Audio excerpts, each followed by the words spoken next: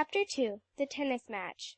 Joel, hugging his recovered tennis racket, rushed off to the court. Tom Beresford, staring out of his window, paused while pulling on his sweater to see him go, a sorry little feeling at his heart, after all, at Joe's good spirits. "He'll play like mischief, and a great deal better for the row and the fright over that old racket. Well, I had to tell. 'Twould have been too mean for anything to have kept still." So he smothered a sigh, and got into his togs, seized his implements of battle, and dashed off too. Streams of boys were rushing down to the court, and the yard was black with them. In the best places were the visitors. Royalty couldn't have held stronger claims to distinction in the eyes of Dr. Marks' boys, and many were the anxious glances sent over at the 4 St. Andrew's boys. If the playing shouldn't come up to the usual high mark! "Pepper will score high," one after another said as he dropped to the ground next to his chums, in the circle around the court. Of course! Nobody seemed to doubt Joel's powers along that line. "He always does." And cries of "Pepper! Pepper!" were taken up, and resounded over the yard. Joel heard it as he dashed along, and he held his head high, well pleased. But David followed his every movement with anxiety. "I'm afraid he was hurt," he said to himself, "and if he should lose the game, he'd never get over it. Oh dear me, if Mamsie could only be here!" But Mamsie was far away from her boys, whom she had put at Dr. Marks' school for the very purpose of achieving self-reliance and obedience to the training of the little brown house. So Davy, smothering his longing, got into a front row with several boys of his set, and bent all his attention to the game just beginning. Sharp at 2 o'clock the 4 went on to the court, Joel and Fred Ricketson against Tom Beresford and Lawrence Green, otherwise Larry. And amid howls of support from their rooters, the game began. At first Joel's luck seemed to desert him, and he played wild, causing much consternation in the ranks violently rooting for him. David's head sank, and he leaned his elbows on his knees, to bury his hot cheeks in his hands. "Wake up!" cried Paul Sykes, his very particular friend, hoarsely, giving him a dig in the ribs. "Don't collapse, Dave." "Oh," groaned David, his head sinking lower yet. "I can't look. I simply can't. It will kill Joel." "Stiffen up!" cried Paul. "Joe's all right. He'll come to. Ha!" A shout, stunning at first, that finally bore down all before it in the shape of opposing enthusiasm, swept over the whole yard. Screams of applause, perfectly deafening, rent the air. And look, even the visitors from St. Andrew's are leaping to their feet and yelling, "Good! Good!" Something quite out of the common, even in a close tennis match, was taking place. David shuddered and crouched down on the ground as far as he could. Paul gave him an awful whack on the back. "You're losing it all," he cried as he stood on his tiptoes. "Hi! Hi! Tippity rippity! Hi! Hi!" It was Joel's especial yell, and there he was, as David scrambled up to see him, head thrown back, and black eyes shining in the way they always did when he worked for Mamsie and Polly, and that dealt despair to all opponents. He had just made a brilliant stroke, returning one of Larry's swiftest balls in such a manner that it just skimmed over the net and past the boys before they could recover themselves, and fairly taking off from their feet the St. Andrew's men who had been misled by Joel's previous slow playing in the first set, which Tom and Larry had won. "Who is he? Gee whiz, but that's good form," declared Vincent Perry, the St. Andrew's champion, excitedly. "Pepper! Don't you know Pepper?" cried a dozen throats, trying to seem unconscious that it was Perry, the champion, who was asking the question. "Oh, is that Pepper?" said the St. Andrew's boy. While "Pepper! Pepper! Hi! Yi! Tippity rippity! Hi! Hi!" rolled out, till there wasn't any other sound to be heard. And a regular tussle of boys were getting in the wildest excitement when it was announced that Pepper and Ricketson had won the second set, the referees trying to quiet them so that the game could proceed. In the third set Joel seemed to have it all his own way, and fairly swept Ricketson along with him. The excitement was now so intense that the boys forgot to yell, afraid they would miss some strokes. David clenched his hands tightly. The net and flying balls spun altogether inextricably before his eyes, as he strained them to see Joel's brilliant returns. This was the deciding set, as the cup was to go to the winners of 2 sets out of 3.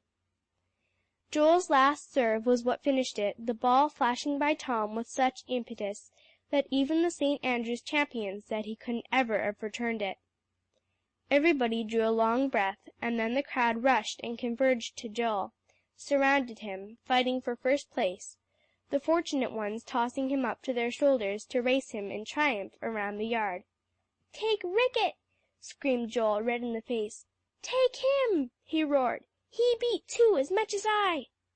So a second group seized Fred, and up he went to be trotted after, the crowd swarming alongside, yelling, tumbling over each other, gone perfectly wild. Joe waving the cup thrust into his hand, which would be kept by the winners for a year. It was the middle of the night. Davy, flushed with the happiest thoughts, had peacefully settled to dreams in which Mamsie and Grandpapa and Polly and Jasper and all the dear home people were tangled up. And Phronsie seemed to be waving a big silver cup, and piping out with a glad little laugh, "Oh, I am so glad!" And now and then the scene of operations flew off to the little brown house, that it appeared impossible to keep quite out of dreamland. Someone gripped him by the arm. "Oh, what is it, Joe?" David flew up to a sitting posture in the middle of his bed. "It isn't Joe. Get up as quick as you can." David, with a dreadful feeling at his heart, tumbled out of bed. "Isn't Joe," he found time to say, with a glance in the darkness over toward Joel's bed. "Hurry up. Don't stop to talk." The voice was Tom Beresford's. "Get on your clothes." Meantime he was scuffing around. "Where in time are your shoes?" But David already had those articles, and was pulling them on with hasty fingers. "Oh, tell me!" he couldn't help crying, but "hurry up!" was all he got for his pains.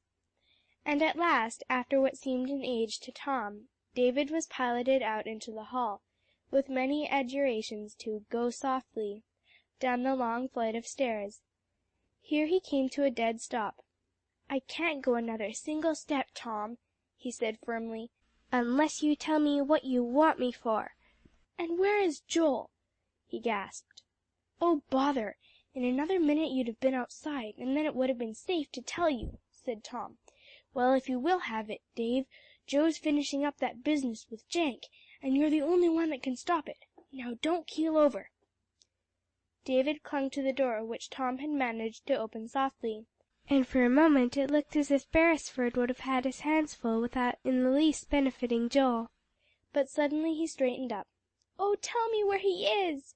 he cried, in a manner and voice exactly like Polly when she had anything that must be done set before her.